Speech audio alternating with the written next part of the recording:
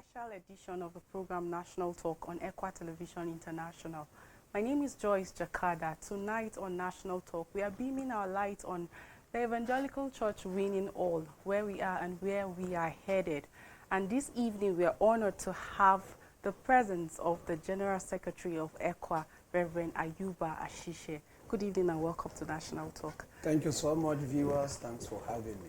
Well, it feels so good to have you despite your tight schedule. I know that the office actually requires you to be at so many places at the same time, but yet you created time to be with us. Thank you. Thank you so much. All right. For most people out there, I think this will be the first time of them meeting you as the General Secretary, because beyond about 90 DCCs in Ecwa, we also have viewership in about 106 countries of the world, and I know they are really happy meeting the General Secretary of Ecwa. Let's begin with your emergence into the office of the General Secretary of Ecwa. It's been some months now into the office, and like I said earlier on, it's been one journey to the other. I recall even your visitation to Ecwa Television International. I would like to ask you about how you feel about your emergence. Is it something you expected, or let's say, because this is an office that, of course, we know a lot of people vied for the same position, but at the end of the day, you emerged as the General Secretary. How do you feel being the General Secretary of Ecwa, and how far has the journey been? Well, thank you so much. Like you said, it's been the grace of God. I never vied for it. I never thought of it. But it's been in the plan of God to have me at this material time. This is purely an act of God, and to Him alone be the glory. Ever since my assuming office, 1st June this year, it has been hectic, a lot of new things, learning many new things, seeing Ecwa at a deeper sense, and I cannot but thank God for what Ecwa is and what Ecwa is doing. To Him alone be the glory. Well, that's actually a great one there, and what caught my attention is seeing Ecwa at a deeper level, because of course as the Chief Administrator of Ecwa, it actually requires that you go around, you see more deeper things as well. But let's talk about the tour that since your assumption of office, you have been following your activities. You have been visiting one department or the other, even institutions, even across states. You have been up and about with visitation. Now, what do you hope to do in terms of, let's say, upgrading? Because you have seen Ecwa at a deeper level. You have interacted with these departments, with these institutions. I'm sure you have experienced new things. You have seen certain things. You've seen some challenges. You've seen certain things that actually need upgrade. And I quote you, I think in one of your visitations, you talk about the fact that Ecwa is actually blessed. And if we actually come together, utilize all of these things that we have, the name we have built for ourselves, we'll even go far beyond where we are now. So would you like to share your experiences through the tours that you've had, and then what you hope to do to upgrade the status quo? Well, thank you so much. Like you said, and like I've just said, seeing Ecwa not only at a glance, but at a more deeper level. Of all the tours I have been to, and I've been to just a few places, it's still ongoing. Been to some institutions, some hospitals, and in each of these institutions that I've been there, I see certain peculiarities cutting across. Now, regionally, each of the region have some different peculiarities that, if properly harnessed and building on the foundation of the founding fathers and the leaders that emerged after them up to my own time, I think for taking that cue and adding our own with the team that are working in Ecwa presently, we will have a long way to go, and we will add meaning to the already meaning that have been laid. I'm seeing a lot of things, and I cannot but appreciate God for what I am seeing. Yes. That's actually a great one. Yeah, I remember a line of the ESM anthem that says that may the vision of our founding fathers not die in our time. Yes. And I think seeing Ecwa at a deeper level and also hoping that we move beyond where we are or upholding the vision is something that, as the chief administrator and the general secretary of Ecwa, is something that should be upheld. But let's talk about the unity of the church. A lot of people have shared concern about the unity of the church. Some people have said, well, there are a lot of politics going on in the church right now that makes them not even believe the system at all. The issue of, oh, it is our turn. No, it is not their turn. This is things that are peculiar to actually, you see, secular politics, when people say it is my turn. And people are saying, oh, it's no longer about the leading of the Holy Spirit right now, but people campaigning, people vying, people wanting to be in position by force. And recently there have been documents that are circulating on the social media about Bingham University and how that certain people are saying, oh, as a baggy man, the VC must be from, it must be a baggy man and all of that. Is there some place in the Constitution that says it has to be like that? That whoever is going to emerge has to be, or whoever will be the VC has to be from that? Because I think these are some of the issues that are affecting even the other denomination, how that some community are saying that no, nothing is going to take place, learning will not take place in this place if we are not given certain position. And right now we're seeing some document flying on social media saying that for anybody that, whoever will emerge as the VC of Bingham University must be baggy man. So is there anything in the Constitution that spells that out? Well, there is nothing really like that. You see, when people begin to move from competence to tribal sentiment or ethnic sentiment, it brings a lot of things. But I think as a church, as a denomination, we are doing well. The focus and the emphasis is not actually on where you come from. It's not actually on the tribe you come from. It's not actually of the class you come from. It is more about competence. Are you competent? Are you equal to the task? I think this is what we are following, and this is what we will keep leveraging on. The issue is not about the people. And by the way, we need to thank God for these people in Abuja, where Bingham University is situated. We need to thank them because, number one, the land is in that place. And we thank God for that thing. But for some document to be flying around and saying it must be this, it must be that, that will amount to threat. And I don't think Ecwa is operating on that kind of thing. We are leveraging on competence. And that is why this position was advertised to the public. So it's open to everybody.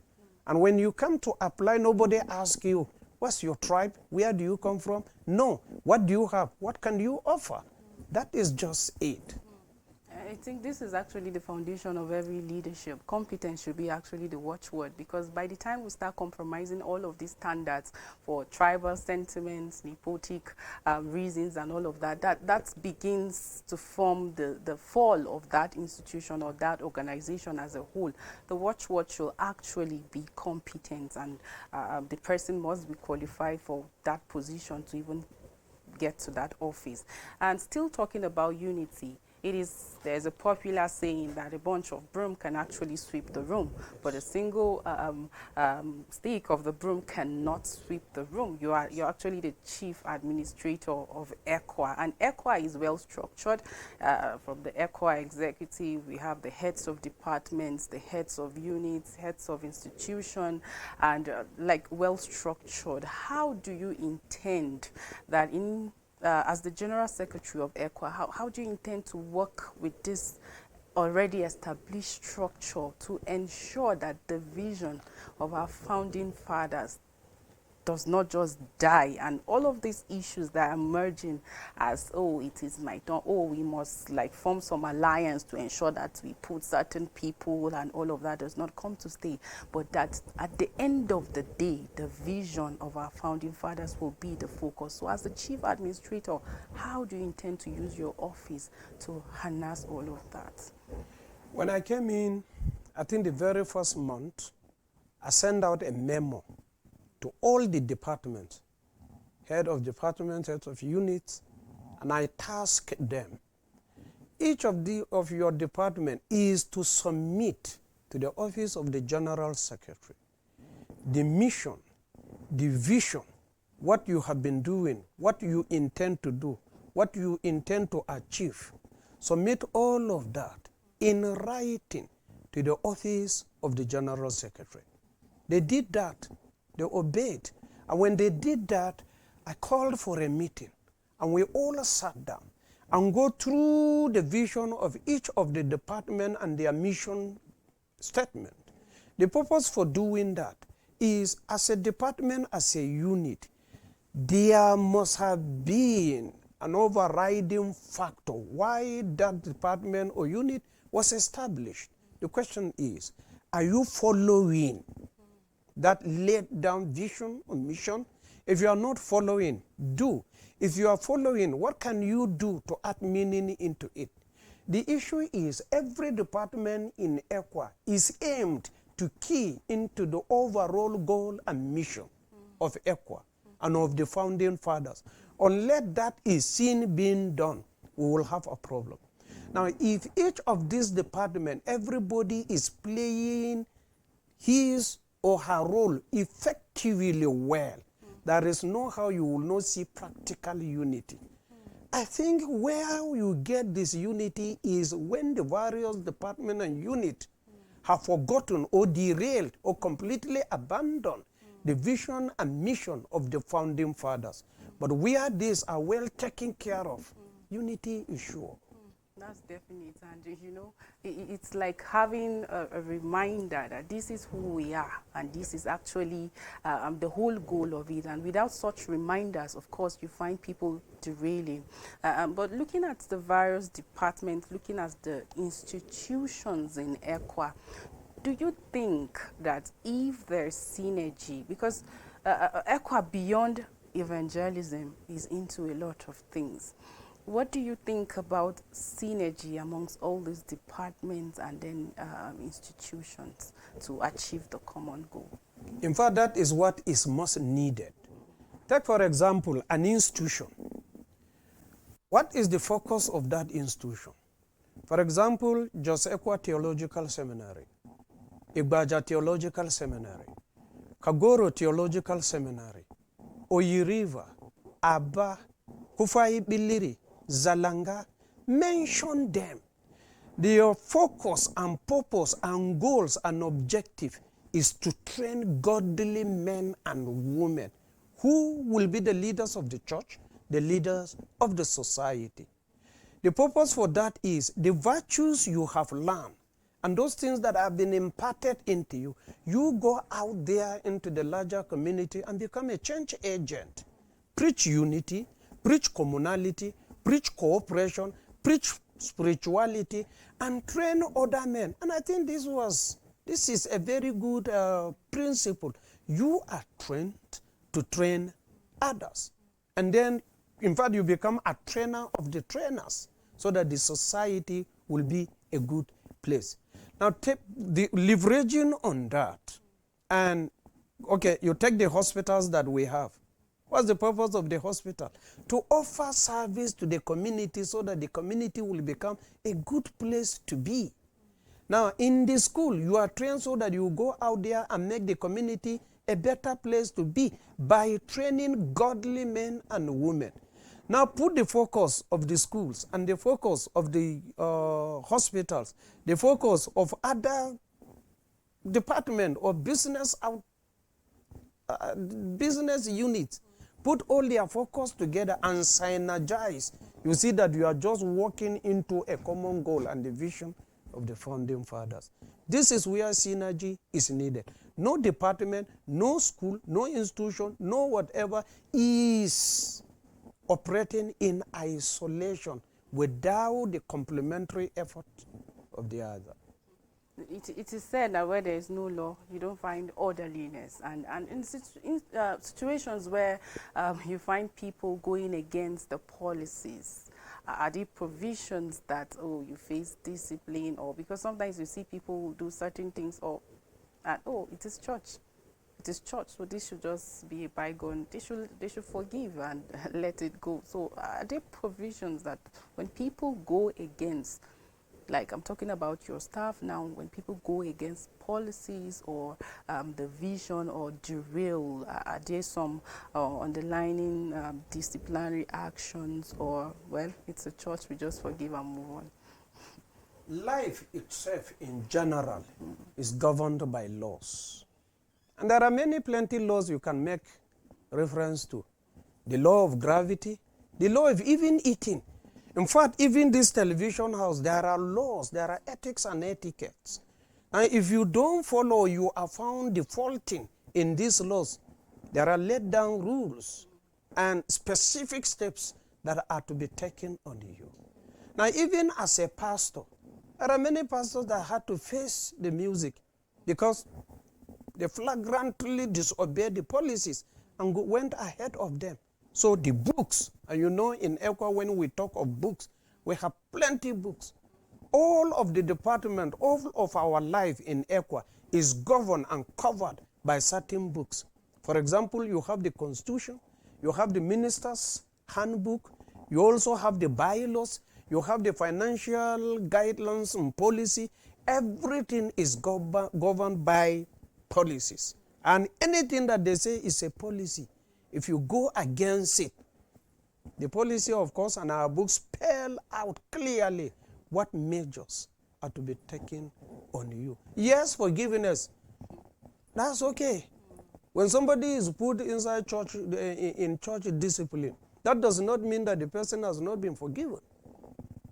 I had to bring that up because there are instances where people outrightly go against the law, and they say when they are not pardoned or when they are made to face the law or some disciplinary action, you hear people saying, and we are Christian, and it is a church, and we cannot forgive, and all of that. And that was why I had to bring that particular question. But thank you for actually addressing that, so that people will know that actually when there is no law, then of course abuse is inevitable. But quickly, let's talk about what the church has suffered over the years, especially in terms of insecurity.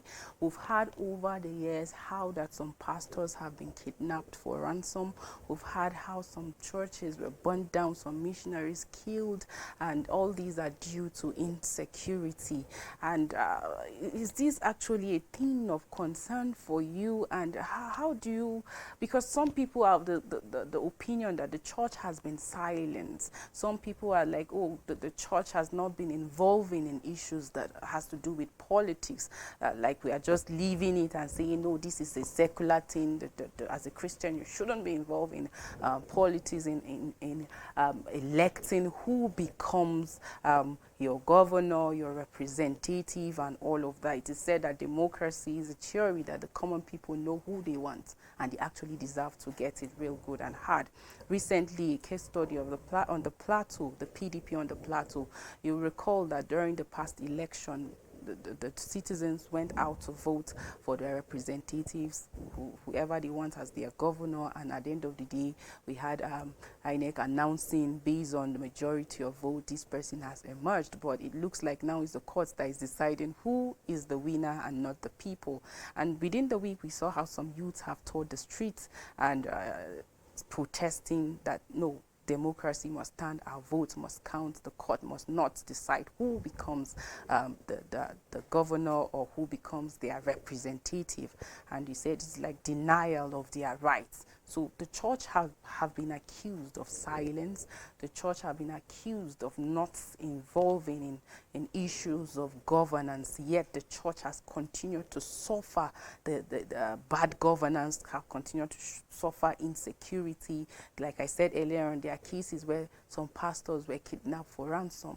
We've had cases of pastors, missionaries murdered, houses, churches burnt down. So what role should the church, or what role is the church playing to ensure that the church is actually safe? When I mean the church, it's members and Christian all over. Well, thank you so much. The issue of insecurity is a global problem, not only limited to Nigeria or Africa. It's a global problem. There's no single continent or country in the world that is free from insecurity.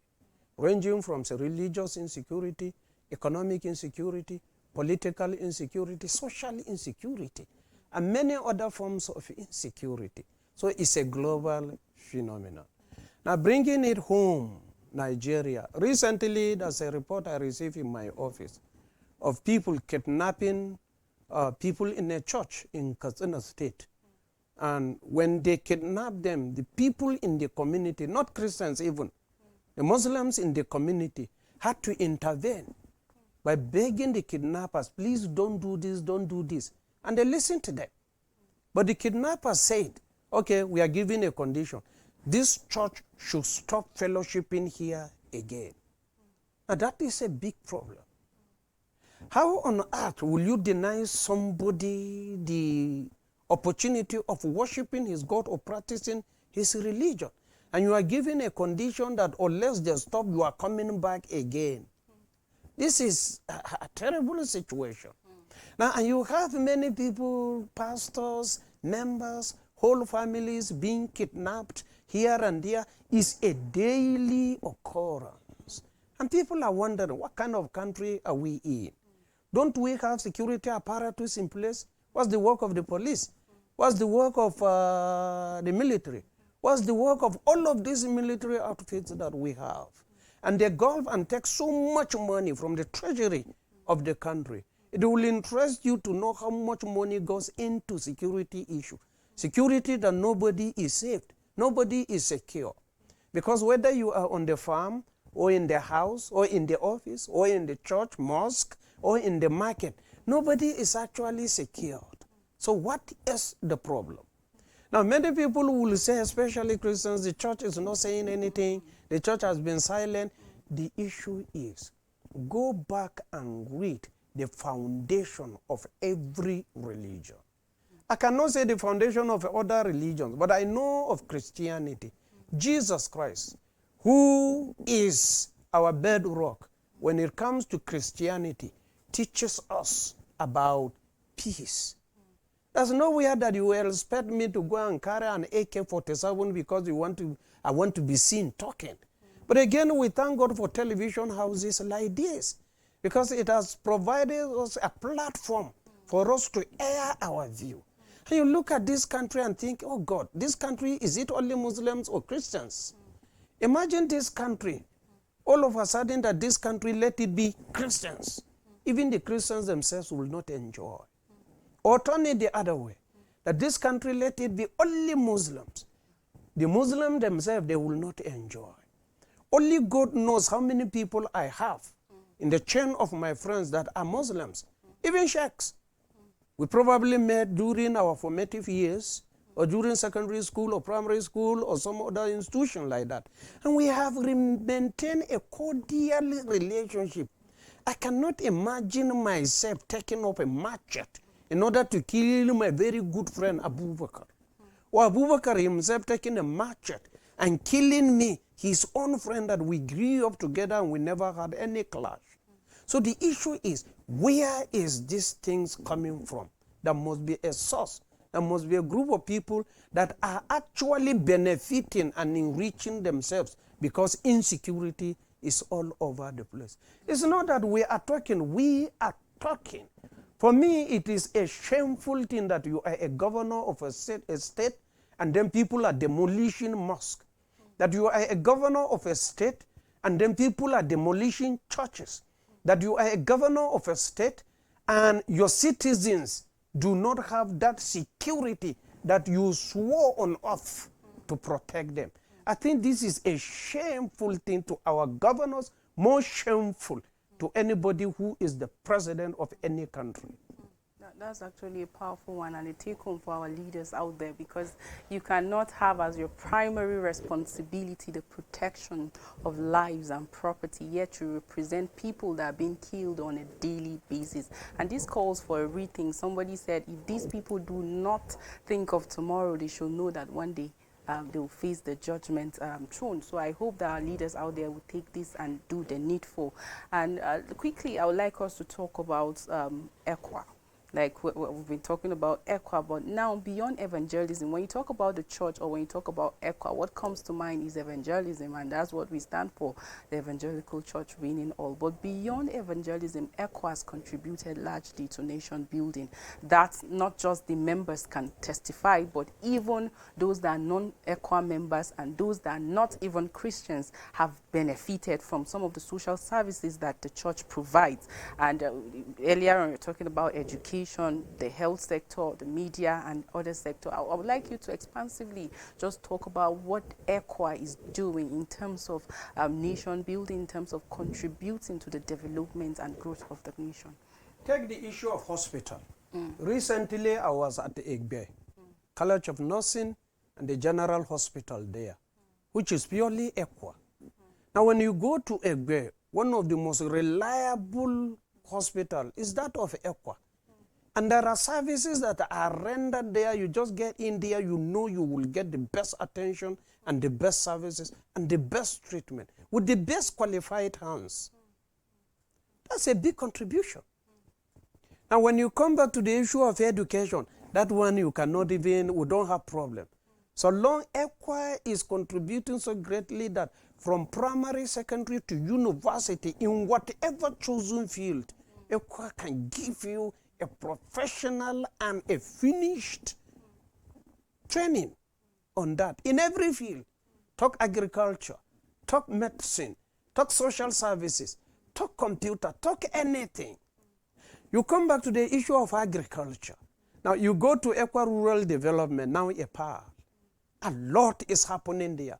Services from that of animals to human beings to agricultural facilities and all of those things. Now you take it, you name them. They are all over. Ecwa is all over.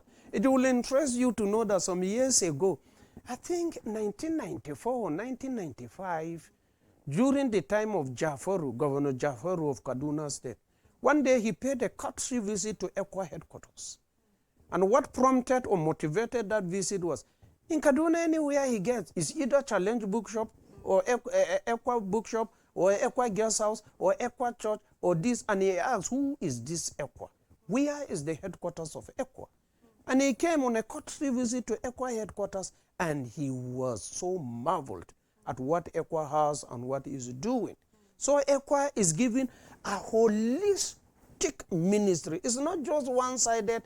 In fact, Ecwa is into a kind of holistic ministry that we don't only tell you how to get to heaven. We tell you how to live here properly, peacefully, in order to make heaven. We are doing a lot. That's a powerful one, and it's worth celebrating and being proud of, and I must give it to you and every other Ecwa member out there that is doing his own bit to contribute to nation building. Recently, in an interview with one of the alumni of the Ecwa International College of Technology, and he happens to be a Muslim man, and he said he graduated from that school and all his children, he just came for the graduation of the last one, and he said he's encouraging everybody out there because he came and he got the best. And this is the same story of even other Ecwa institutions. You don't go there and find out just Christians or just Ecwa members. You find out even the non-Ecwa members. You see students cut across different denominations and even religion, and they are willing and ready to even practice whatever Ecwa is saying you have to do. Chapel hours, they go, and at that point they get impacted, they get discipleship, and some of them before their graduation, their faith, they decide to follow Jesus, and oh, this is the path we are taking, because we did not just hear, but we have actually witnessed. And I think that's actually a great one there. Look at the Bingham University Teaching Hospital. When you go there, the VVF Center there, you find out people from different faiths, and operations in hundreds take place on a daily basis there, and I think it is a great one. And no wonder each time you meet an Ecwa member or even non-Ecwa member, like you gave the story of this man that came down to the Ecwa headquarters, people tell you, oh, we are actually proud of Ecwa, their services are actually the best. We'll continue the conversation, but I'd like us to go on a quick break right now. When we return, the discussion continues. Stay with us.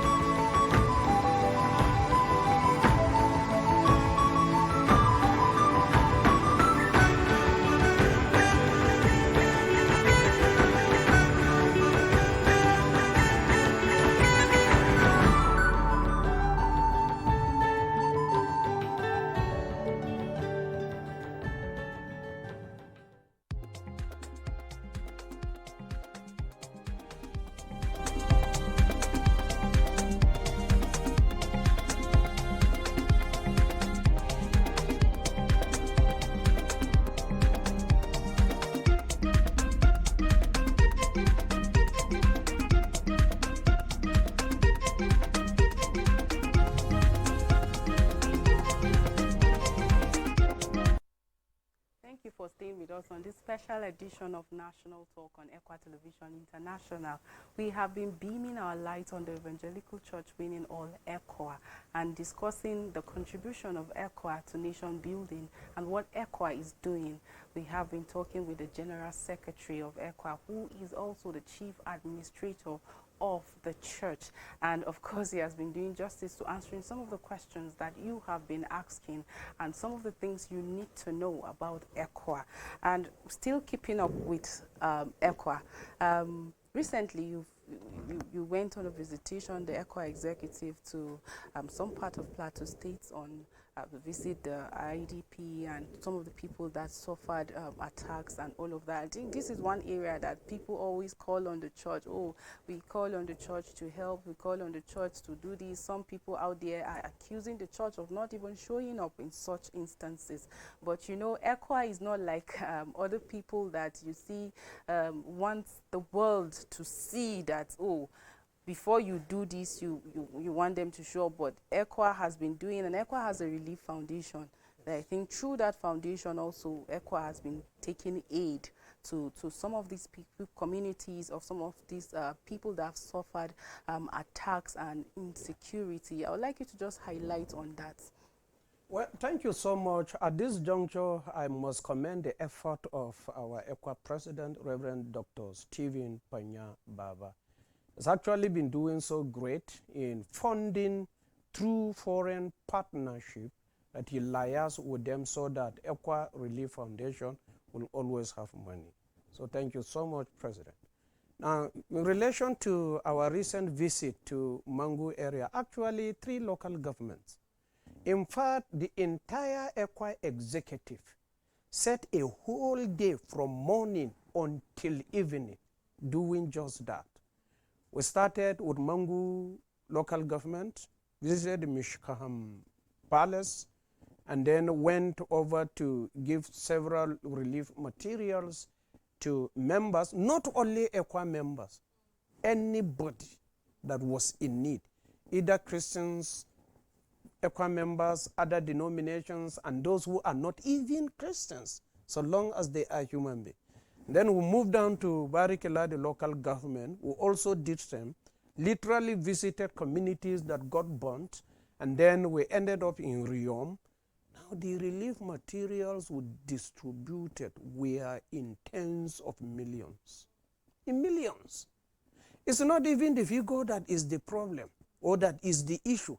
The issue is the moral and psychological support that we went there with our presence to give to those people becomes our indelible mark in Ecwa. And just like you said, we don't make noise on these things because they are done to the glory of God and not to the glory of man. And that is why you hardly will see any national or international media covering that, because it is to the glory of man. Simple. That's what God tells us. And you remember that passage that said, I was sick, you didn't visit me. I needed food, you didn't give me food. And then to the other people who said, I was sick, you gave me food. I was in prison, you visited. So this is just what we did. And a lot of commendation have continued to follow us. Thank you, Ecwa. Thank you, leaders in Ecwa. Thank you, this. And our members are just, one particular woman called and said, sir, I am proud to be Ecwa. I watched how one of the pastor or priest from another denomination appreciating the leadership of Ecwa for actually coming in and then giving some relief materials, not even being selective about just Ecwa members, but everyone that is actually being affected. And you talked about your presence, and that just drew my attention. The whole of the day, the Ecwa executive, the leadership was there, and I was just thinking of Ecwa in general, the membership. Ecwa is international, and Ecwa has about 90 DCCs, if I'm not wrong, over 90 DCCs, and over 10 million members. And I'm just thinking of your presence in all of these, from LCB or LCC, DCCs, and all. Like, how do you intend? Because Ecwa Television, as a tool of communication, reach where even the leadership cannot go. And we've had programs and where people call, and just because they see their leadership talk to them, they are actually happy, because it is also the presence of the lead. How do you intend to utilize this tool of communication to reach more and do more? One of the things I'm really praying for our dear television is to have good mobility, because I discovered this is a big minus for us.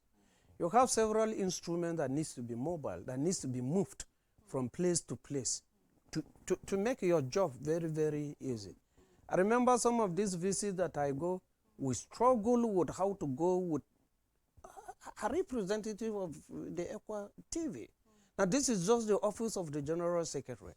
Now, the office of the President, the office of the Vice President, the office of the Assistant General Secretary, when they go for official functions, Ecwa Television needs to follow them and cover.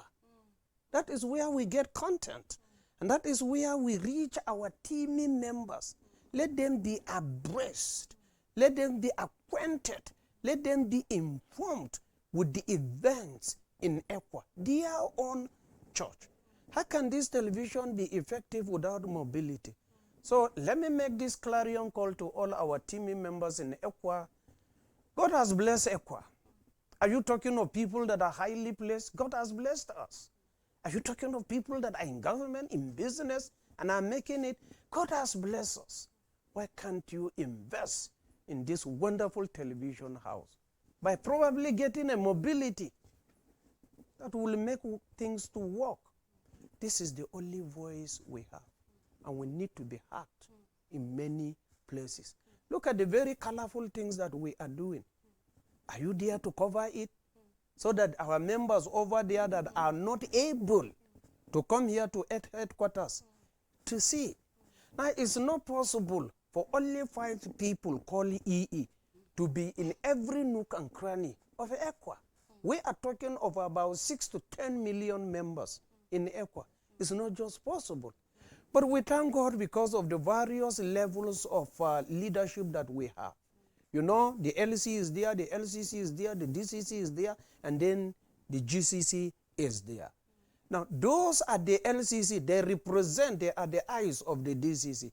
The ZCCs are the eyes of the GCC, because the GCC represented by the EE cannot be everywhere. We will crash down. So we have representatives with delegate powers. Whatever the DCC, for example, at the DCC level, when a DCC chairman or secretary retires a pastor, he does so on behalf of Ecwa, on behalf of the president of Ecwa. That shows that the president cannot be in all the churches retiring pastors or installing pastors. So he delegated some of his powers to the people in the other levels, and they have been doing very well. Let me use this time to say thank you to all our district chairmen and secretary, including our LOs at the LCCs and our teaming pastors, that you people are doing well. Thank you. You know why I actually brought about this tool of communication in this era of technology? Yes. Your power lies in the tool of communication you have and your ability to utilize the medium of communication. Yes. I remember attending one of the Ecwa churches for an awareness about Ecwa TV, and the pastor, after I finished the awareness, was encouraging the members to get Ecwa television, and he said, how many of you know the general secretary? That was just immediately after your installation, and he said, I know, I was not in Jos, but I watched, I followed the installation. That was because it was actually streamed, and he said it, he encouraged the members to actually do that. So these are some of the ways, that the places that even EMS, the missionaries cannot go. Yes. People get to hear even the message and then give their lives to Christ. We have an instance that a lady from Zimbabwe actually gave her life to Christ just watching one of the program on Ecwa TV, Decision Time with Reverend Silas. And just when you're saying, no matter how your sin is, God is ready, God is near to actually, and she reached out, calling the Ecwa TV counseling line, and she said if she can speak, the general manager connected her with him, and she was counseled. She was actually married, but her marriage got separated because she was into prostitution. But in her salon, one day while she was watching Ecwa TV and that happened, and she made it a point of duty that this her salon, while she does her work, it's going to be playing Ecwa TV. And her marriage was later restored after the prayers with Reverend Silas. God helped her, and her marriage was restored. And Ecwa TV is being watched in her salon. These are some of the places that maybe we don't have missionaries there, but Ecwa TV go as far. And now you see there are people that don't even have the conventional TV, but online they can follow the program. They can actually they testify, like the recent Worship the King 2023 at Kaduna that you are part of.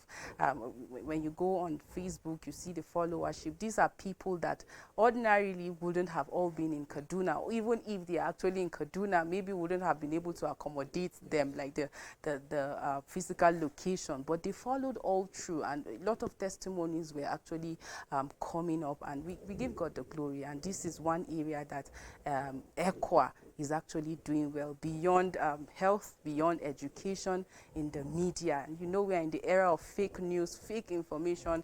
I remember during the election, while we had a special program, The Choice, we followed the elections. We're getting live reports from different locations. People were just waiting. What is the result in this state, and as it comes we tell them. So people are, we don't want to watch from other channels, we don't want lies from all over, because this is the church, and we believe that the church stands for the truth. The church is going to tell us the truth, and that's why it's important, not just the Ecwa executive, but every Ecwa member out there, to embrace this channel of communication, and also do the needful by supporting it to the glory of God. And just a quick one. Maybe the war synergy is appropriate here. You see, in military, there is the infantry. You remember there is also the Air Force. I don't want to talk of the Navy. So in Ecwa, we have the infantry. We also have the Air Force.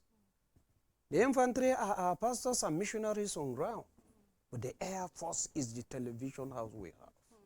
You go places that the infantry cannot go.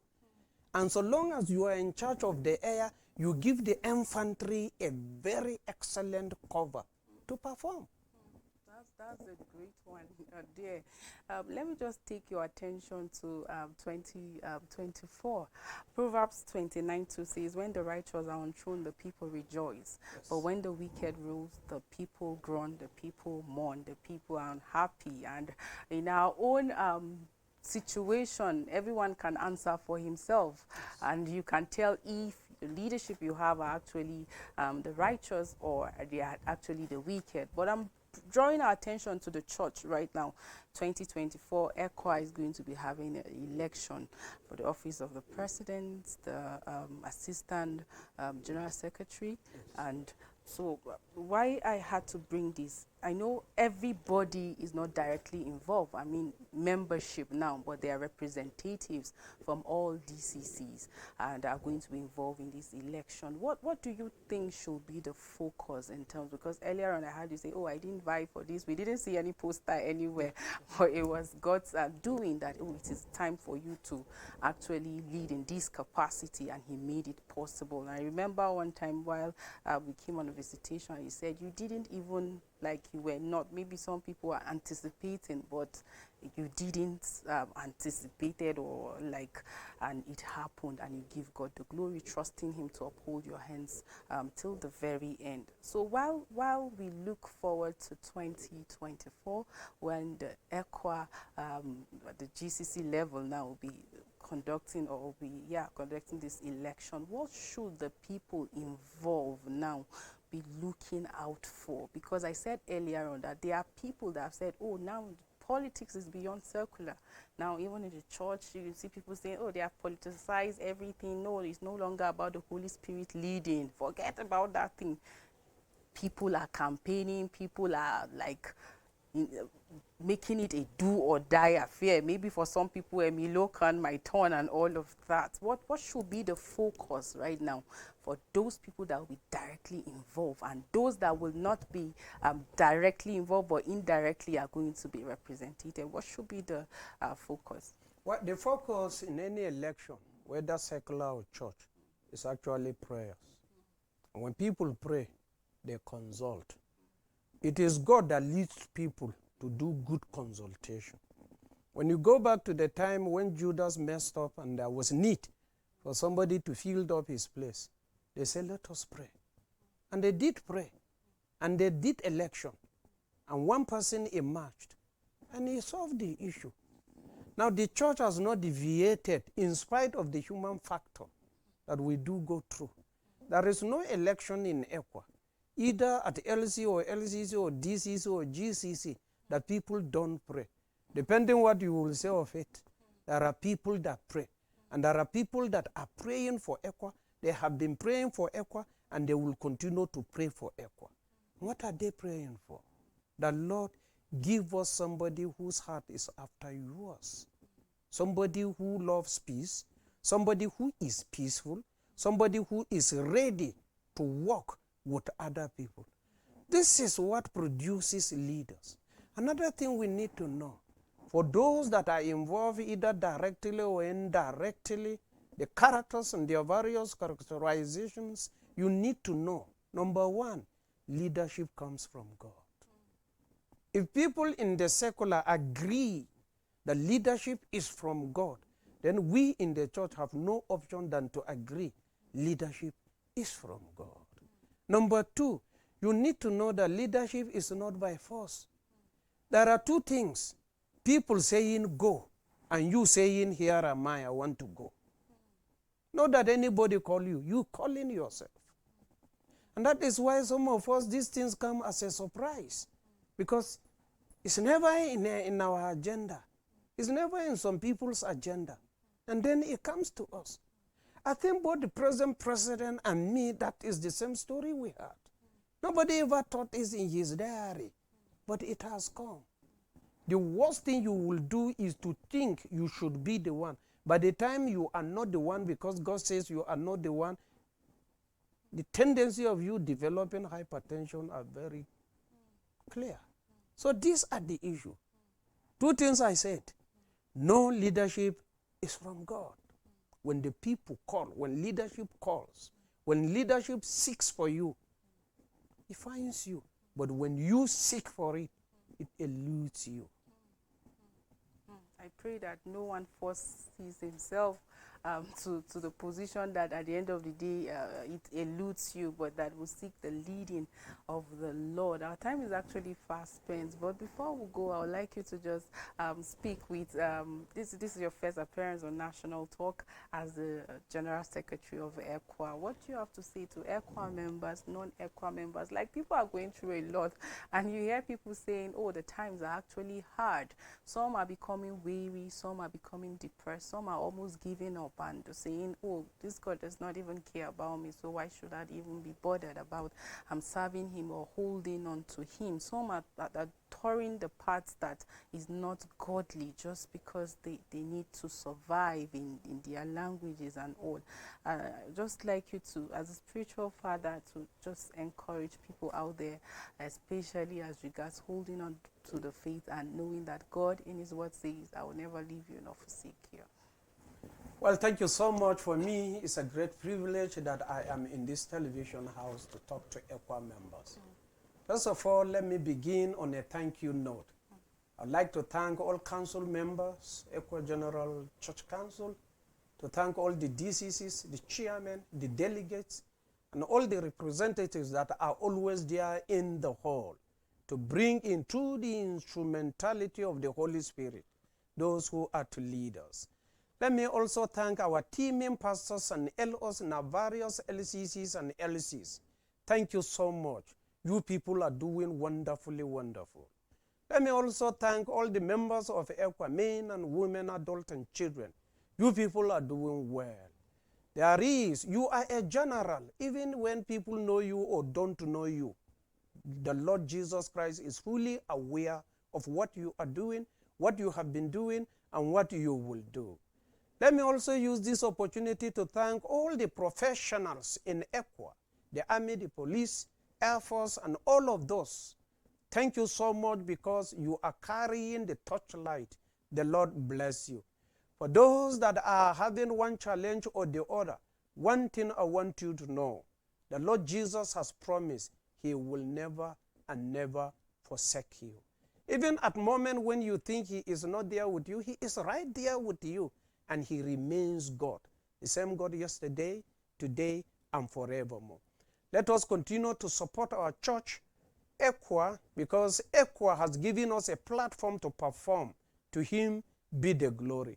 Let's put all our hands on deck and see how we can strike a balance and a difference for generation yet unborn to come and make a reference, a positive reference to what we have also done, as we are making positive reference to the founding fathers of this church. Thank you so much. The Lord bless you, and he sees you and knows you and has concern for you. Thank you so much for creating time to speak with us on National Talk. And as Ecwa Television, we celebrate you, and we pray God's grace for you throughout your stay in the office, that his presence will continue to be with you even as you travel to and fro. Thank you so much for creating time to speak with us. It's a pleasure. And to our viewers out there, thank you so much for staying with us on this special edition of National Talk on Ecwa Television International. Do know that if your life does not match what you claim is in your heart, your life is a lie. And there is absolutely no limits to what you can accomplish except the limits you place on your own thinking. Until we come your way tomorrow, same time, you stay blessed. Bye.